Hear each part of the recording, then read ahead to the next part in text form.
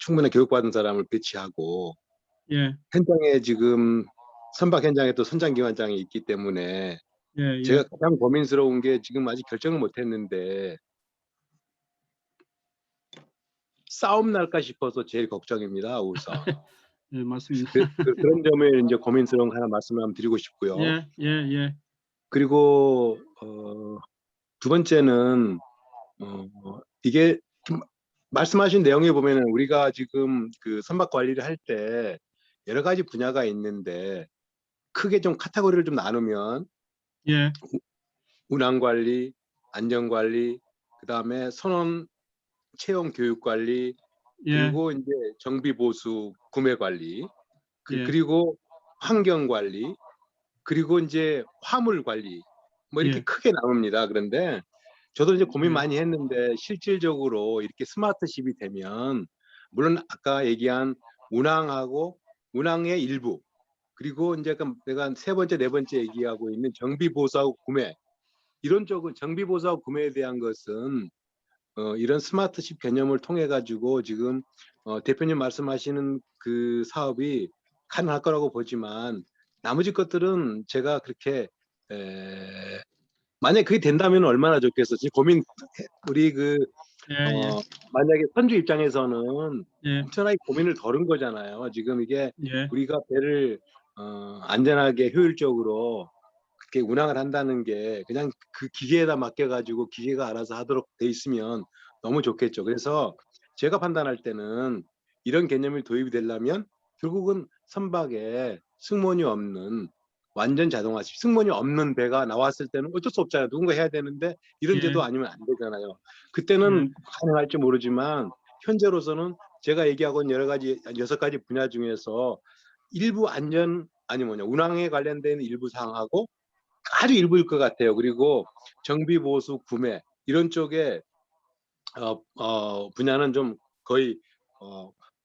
그 커버가 될 건데 그래도 정비 보수도 아까 뭐 수혜지 문화 이렇게 말씀하셨지만 그게 이제 뭐 빅데이터 분석을 해가지고 지금 트렌드가 이 엔진이 지금 어떤 상태다 아니다 이런 것들을 우리가 파악할 수 있지만 이번에 수혜지 같은 경우에도 저는 얘가 예를 들면 뭐 스탠바이 발전기가 10초 만에 돌도록 스탠바이 되어 있었어요. 그런데 스탠바이 발전기가 어떤 이유로 그 시점에서 안 돌았어요. 그랬을 때는 예. 사무실에서 그것을 이렇게 대응하는 것은 그렇게 쉽지 않을 거라고 생각이 들거든요. 그래서 그런 점에 좀 제가 그 6가지 분야에서 우리가 고민하는 거 이걸 스마트십 개념이 되면 완전히 커버가 될 거다.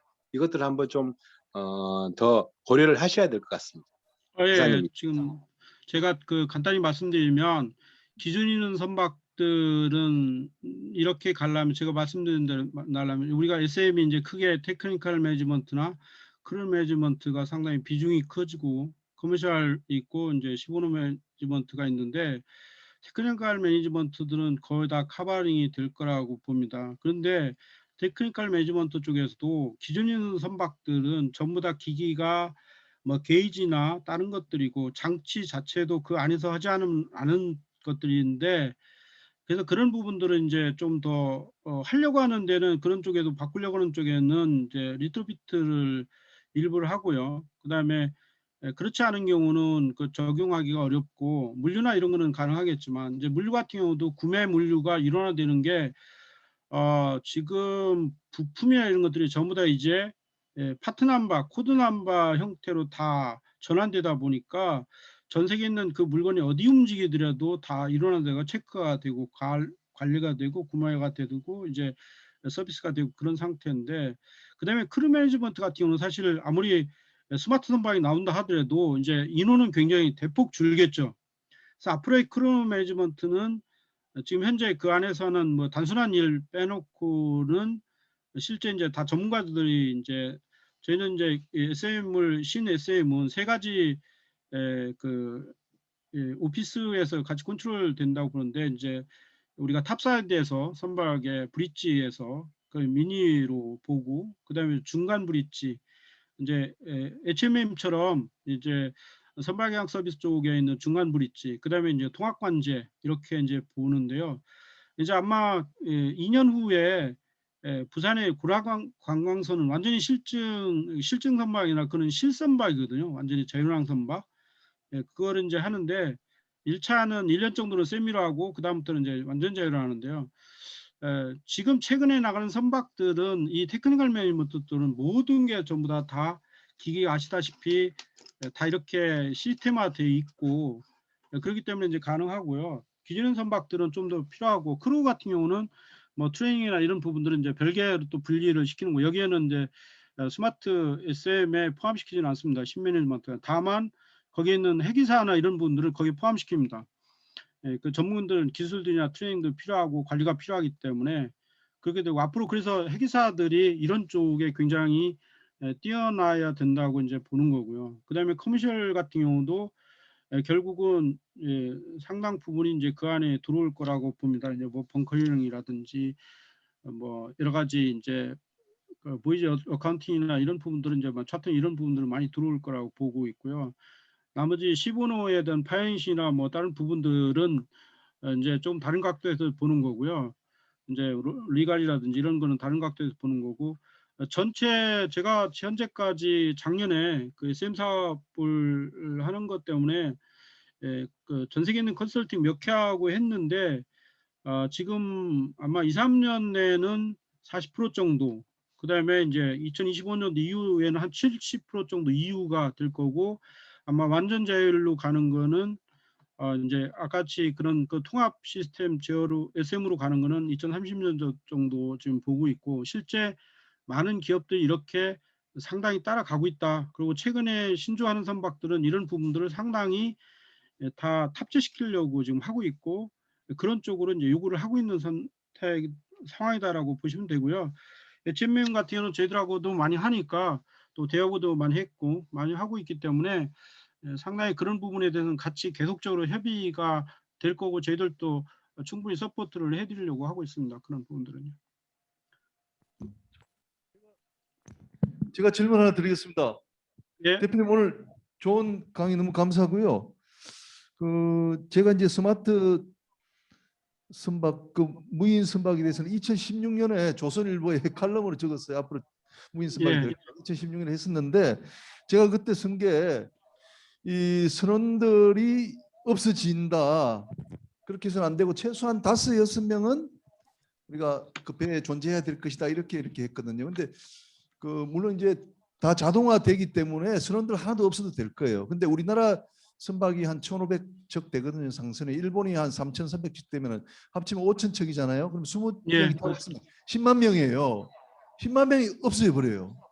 근데 기술적으로 가능할지라도 이게 사회적으로 고용이 없는데 이게 어떻게 버텨지겠느냐 하는 생각이 들어요. 그리고 제가 또 최근에 생각하는 게 이거예요. 우리가 정치적으로 보면은 선원들을 대변하는 국회의원이 없어요. 그래서 제가 주장하는 예, 게 바다 선거구를 만들자 이거예요.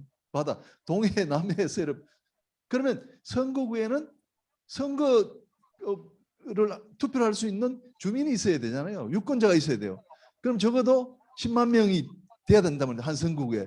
그럼 지금 우리가 바다에 있는 사람들 선원들이 이렇게 저렇게 하면은 선원들하고 하면 한 10만 명이쯤 돼요. 그럼 적어도 우리가 바다 선거구가 만들어진다면 국회의원 한 명을 배출할 수 있어요. 이제 앞으로는 바다 선거구를 말을 못해 한 명도 없으니까. 그렇다면 결국은 이게 기술적으로는 이게 무인 선박 가능할지 몰라도 이 무인 선박을 만드는데 지원을 해주는 것도 결국 국회에서 하는데 그럼 국회 바다를 대변하는 국회의원 한 명 있어야 된다든지 하면은 결국은 지금 시스템이 사람 위주인데 이 사람이 없이 이 우리가 해운에 이 사람이 없이 어떻게 되느냐. 어떤 분들은 그게 드리고 싶은 질문은 이렇게 이야기해요. 우리가 무인 선박, 이 스마트 선박 이렇게 하면은 육상에 자리가 엄청 많아질 거다. 그러니까 한국해양대학, 목포해양대학은 그 인원수 그대로 유지해야 될 거다. 이런 말씀들을 하세요. 그래서 제가 드리고 싶은 말씀은 질문은 대표님 보실 때 이 해상의 선원들이 제로가 될 때 육상에서 이게 얼마나 많은 일자리가 만들어져서 그걸 커버할 수 있을지 그걸 좀 여쭙고 싶어요. 제가 두 가지 정확히 보셨고요. 제가 두 가지를 말씀드리겠습니다. 하나는 스마트 선박으로 가야 되는 이유는 가야 되는 이유는 지금 연료가 상당히 바뀌면서 스마트 선박이 굉장히 빨리 가시화됐습니다. 그 이유는 기존에 있는 전통적인 그 방식으로는 이 연료에 대한 연소가 불가능하고 거기에 대한 모든 기술들이 제어가 불가능하게 됩니다. 지금은 기계적인 장치로 해서 연소도 하고 출력도 내고 효율도 냈는데 지금 LNG나 뭐 앞으로 사용되는 연료는 전부 다 그렇게 해서는 불가능합니다. 그렇기 때문에 스마트로 다 가게 되고, 그 다음에 스마트 항해가 나온 이유는 그렇게 모든 시스템들이 스마트화 되다 보니까 그런 것들을 전부 다 정보를 통합해서 일괄적으로 관리하는 방법을 이제 개발을 하게 된 거고, 또 실제 또 하나는 지금 현재 최근에 이 선박에 승선하는 일반 그 회계사들이 상당히 많이 줄었습니다. 옛날 한 40~50명 탔다면 지금 한 15명, 13명 정도 타게 되는데요. 예, 그런 것들이 많이 자동화됐고, 그러면 그 인원들은 아까 교수님 말씀하셨던 것처럼 자율항 선박이 되면 비행기가 사람이 한 명도, 뭐 조종사가 한 명도 안 타지 않지 않습니까?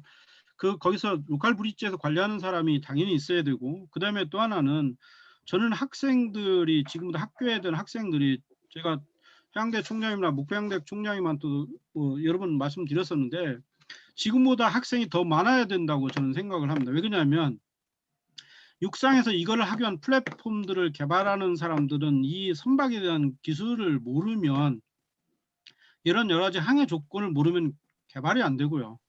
또 하나는 플랫폼이 계속 업데이트되고 있고, 우리가 간단합니다. 우리 컴퓨터 생겨서 옛날에는 컴퓨터 생기면 사람이 다 없어질 거라고 했는데 지금은 이 컴퓨터 더 많은 사람이 종사하듯이 육상에서 그런 기술을 분석하고 관리하고 이렇게 하는 굉장히 많은 전문가들이 필요합니다. 지금도 HGS 같은 경우는 사람을 계속 그런 사람들만 상당히 뽑아들이거든요. 예, 그래서 이제 그렇게 하고 해운선사 같은 경우는 사실은 해운선사가 이런 그 무인륜 선박이나 자율항 선박을 더 많이 요구를 하고 있는데, 지금 해외 같은 데는 선원들이 배를 타려고 하지도 않고 있고요. 해기사들도 배를 타려고 하지 않은 상태에서 그럼 배를 운항을 어떻게 할 것이냐. 그러다 보니까 브릿지, 그다음에 중간 터미널, 그다음에 이제 관제센터에서 관리를 하도록 하고, 그거를 육상에서 관리를 하도록 해주는 그런 형태로 이제 바뀌는 거죠.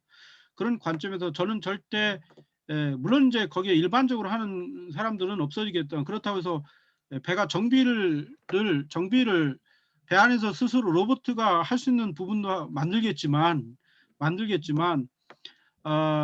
저희가 지금 저희 공장 안에서 그 안에 있는 새로 신조 건조되는 엔진에서 여러 가지 작업을 하다가 사고가 많이 났습니다. 많으니까 야 이거를 로봇으로 하는 방법을 하자, 뭐 이렇게도 바꾸고 있는데, 그렇게 아직은 될 수 없기 때문에 기관들이 존재하는 한, 나중에는 이제 좀 더 걱정하는 건 뭐냐면, 진짜 이 주기관이나 이런 쪽에 관리했던 사람들이 만약에 지금은 아직 멀지만 퓨얼셀이나 이런 걸로 다 바뀐다, 이렇게 된다면 자동차가 엔진 만드는 사람들이 다 없어지듯 선박도 엔진 만드는 사람 다 없어질 겁니다. 없어질 수 있습니다. 그래서 그런 부분에서 우리가 현재 있는 그 인력은 절대 줄어들지 않는다라고 보는 거고, 근력들은 시프트돼서 여기에 관련된 더 전문적인 고도화된 일들을 한다. 그래서 해양대학교도 커리큘럼들을 거기에 맞게 다 바꿔야 된다고 얘기를 하는 거지, 학생 수를 절대 줄여서는 된다고 보지는 않습니다. 저도 많은 기관들에서 가서 그 얘기도 하고 있고요. 사람을 줄이는 이런 그 무인 선박은 아니라는 것은 분명히 제가 말씀드립니다. 예, 감사합니다. 혹시 한 분 정도 또 질문하실 분? 예, 정영근 기자 이쪽 나오셔야 됩니다. 죄송. 예? 연결되어 있습니다. 올렸어.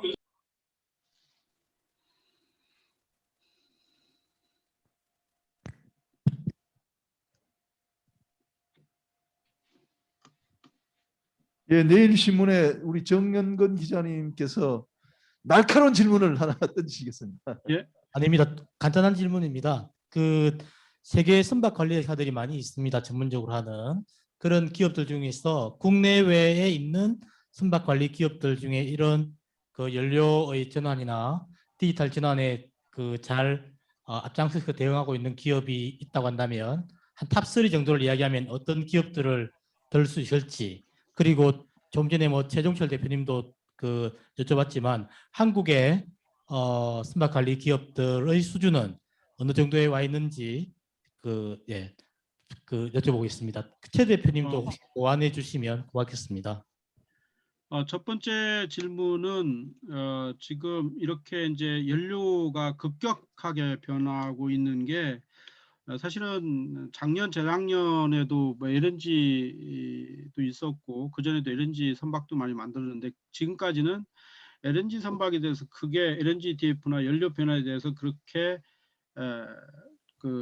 밀접하게 대응을 하지 않았던 건 사실입니다. 조선소나 이런 엔진 메이커는 대응을 했던 이유는 이미 이제 그런 연료의 변화가 이미 감지가 됐었고 그렇기 때문에 개발은 다 해왔습니다. 그래서 저희 현대중공 그룹 같은 경우도 벌써 4년 전부터 5년 전부터 다 개발을 해왔고 지금은 다 이제 스탠바이 된 상태인데 우리나라 해운선사들은 가장 빠르게 대응하는 데는 그래도 HMM이 가장 빠르고요. 거기는 이제 전문가들도 많고 뭐 실시간으로 조선소하고도 얘기를 하기 때문에 그렇고 그다음에 중소형 선사들은 아직 따라가는 형태입니다. 국내에서는 물론 뭐 지금 장금상선이나 폴라리스나 또 이런 데 있지만 그래서 저희가 지금은 어떻게 하냐면 저희들이 먼저 나서서 모든 연료에 대해서 오펙스, 캐펙스를 전부 다 자료를 만들어서 디테일하게 만들어서 그거를 갖다가 해운선사들을 계속 찾아다니면서 얘기를 하고 있고 제가 월요일날 화요일날도 한국에 있는 해운선사들의 사장단들하고 또 미팅이 있는데 전부 다 그런 쪽입니다. 왜 그러냐면 최근에 갑자기 AP몰라에서 우리는 LNG 안 쓰겠다. 메탄올 쓰겠다. 그렇게 해서 저희하고 한 3달 정도 지금 계속 컨퍼런스를 하고 있는데 최근에 와서 또 다시 메탄 플러스 바이오 가겠다. 그렇게 하고 있고 또 어느 쪽에는 이제 우리는 LNG도 안 쓰겠다 이렇게 하고 있는데 실제 오펙 돈 많은 해운선사들은 뭐 이것저것 다 써보겠지만 그렇지 않은 해운선사들은 사실 캐펙스, 오펙스를 절대 무시할 수 없기 때문에 잘못하면 배 만들어 놓고 오펙스에는 감당할 수 없는 그런 연료들이 뒤에 많이 있습니다.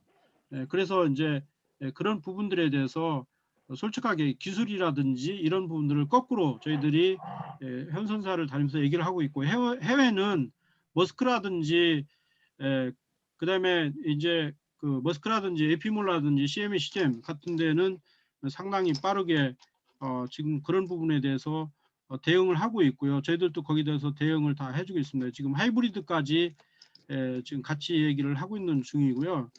그다음에 이제 그 아까 했던 스마트 디지털 트랜스포메이션에 대한 SM 같은 경우는 아직은 최근에 나갔던 그 지금 CME, CGM이나 그다음에 AP몰라나 V10이나 이런 데는 머스크나 이런 데는 이미 해외에 있는 여러 가지 그 회사들하고 상당한 부분들의 신매니지먼트의 이런 그 스마트 팩토리하고 연결돼서 스마트 플랫폼하고 스마트 선박하고 연결된 그 스마트십 솔루션이라든지 에코십 뭐 솔루션이라든지 컨트롤 솔루션 이런 부분들을 다 병합해서 제가 아까 보여드린 자료들 중에서 이미 상당수를 진행을 하고 있고 성급이나 이런 데도 이런 걸 발빠르게 같이 공조를 하고 있는 상황입니다. 그래서 우리도 지금쯤부터는 이런 부분들을 상당히 빨리 공론화시켜서 따라가지 않으면 해운사들은 당분간은 상당한 전통적인 방식으로 갈 것 같고요.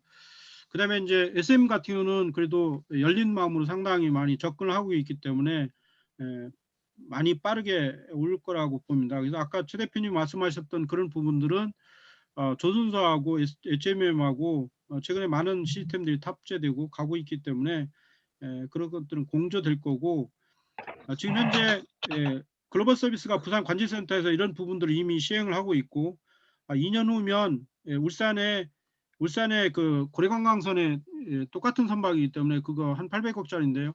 그 선박에 완전한 자율로 갑니다. 1년만 세미로 가고 완전 자율로 가는데 그런 경우는 울산에 관제센터가 있고 부산에 관제센터가 있고 선박의 관제센터, 세 개의 관제센터에서 굉장히 많은 인력들이 거기에 투입이 돼서 실제 관리를 하게 됩니다. 이상입니다. 예, 감사합니다. 오늘 정말 새로운 그 선박, 그 스마트 선박의 기술에 대해서 좋은 말씀 해주셨는데 우리 사장님한테 박수 한번 보내고 마치도록 하겠습니다. 사장님 고맙습니다. 네, 감사합니다. 감사합니다. 네, 감사합니다. 감사합니다. 네, 안 사장님 대단히 감사합니다. 지금부터 한 5분 동안 좀 쉬었다가 여기는 좀 우리 그 학교는 조금 더워가지고 좀 그러신데 한 5분 동안 쉬었다가 45분에 정확히 하도록 하겠습니다. 조성환 원장님 들어와 계시네요. 조성환 원장님 한번 테스트 한번 해보십시오. 화면 공유 하셨습니까? 화면 공유 테스트 한번 부탁드립니다.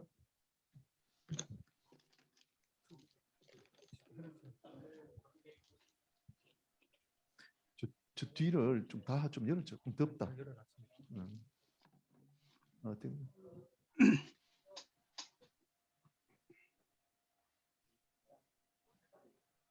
이걸 어떻게 하면 시작하기 아니 이게 100% 안 되잖아.